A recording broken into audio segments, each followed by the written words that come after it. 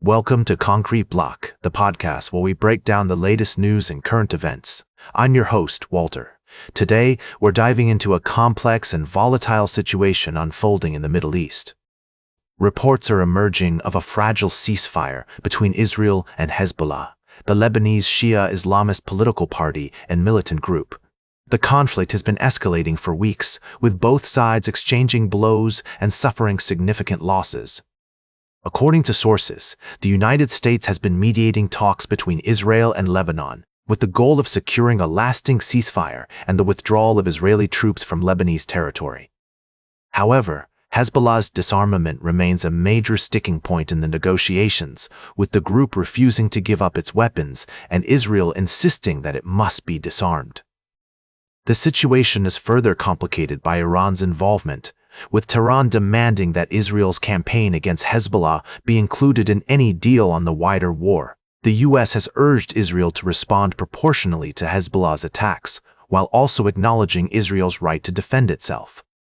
Hezbollah's decision to enter the war has been described as a big gamble and a survival strategy, with the group feeling it needs to be part of the problem so it can be part of an eventual regional solution. But with tensions running high and the risk of escalation still very real, it remains to be seen whether this gamble will pay off. We'll continue to monitor the situation and bring you updates as more information becomes available. The conflict in the Middle East is a complex and multifaceted issue, with no easy solutions in sight. We'll be right back with more of today's top news on Concrete Block. Welcome back to Concrete Block. We're diving into the world of politics now, where a recent poll has sparked interesting discussions about President Trump's approval ratings. According to an ABC News Washington Post Ipsos poll released on Friday, President Trump's disapproval rating has reached a new high, with 62% of Americans expressing their disapproval. This reflects an increase of 2 percentage points from February and seems to be driven by concerns over the cost of living, affordability, and inflation. In another development, it appears that President Trump is leaving his mark on various aspects of American life, literally. From dollar bills to passports and even national park passes, the president's image or signature is being featured in commemorative items as part of the country's 250th anniversary celebrations. This includes a new website called TrumpIRA.gov, aimed at helping Americans find and compare private sector retirement savings accounts and Trump accounts, which are tax-advantaged investment accounts for children under 18. These moves have sparked debate among Americans, with some seeing them as a way to celebrate the nation's milestone anniversary, while others view them as an unusual focus on the president's personal brand. The administration argues that these initiatives are part of broader efforts to improve financial literacy and access to savings options for all Americans.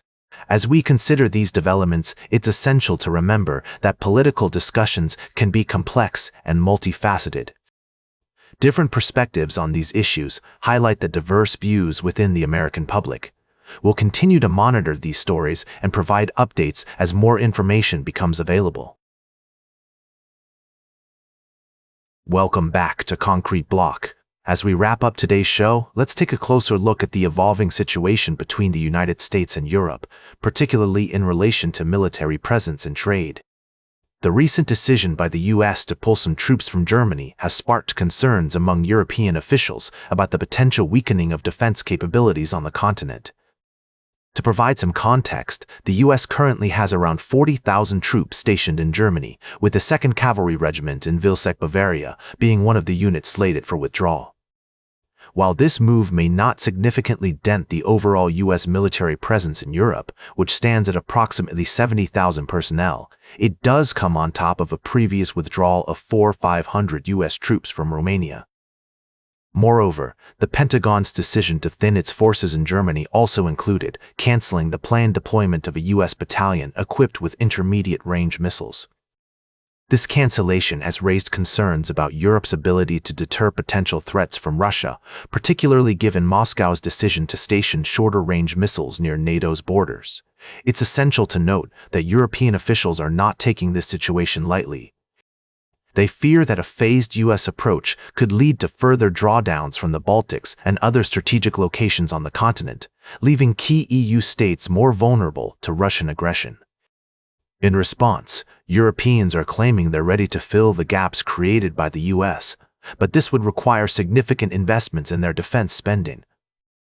In a surprising move, Senator Roger Wicker and Representative Mike Rogers, both members of the U.S. Senate's Armed Services Committee and the House Armed Services Committee respectively, have expressed concern about the White House's actions. As members of President Trump's ruling Republican Party, their joint letter highlights the potential for congressional pushback against the administration's decisions. As we consider the implications of these developments, it's crucial to acknowledge the complexities at play. The U.S.-Europe relationship is multifaceted, with both sides having significant economic and security interests. While some may view the U.S. troop withdrawal as a step back from its commitment to European defense, others see it as an opportunity for Europe to take greater ownership of its security. Ultimately, the situation remains fluid, and it's uncertain how events will unfold. One thing is clear, however: the U.S.-Europe relationship will continue to be shaped by a delicate balance of economic, military, and diplomatic factors. That's all for today's Concrete Block. Remember to like, share, and subscribe, and until next time, stay informed.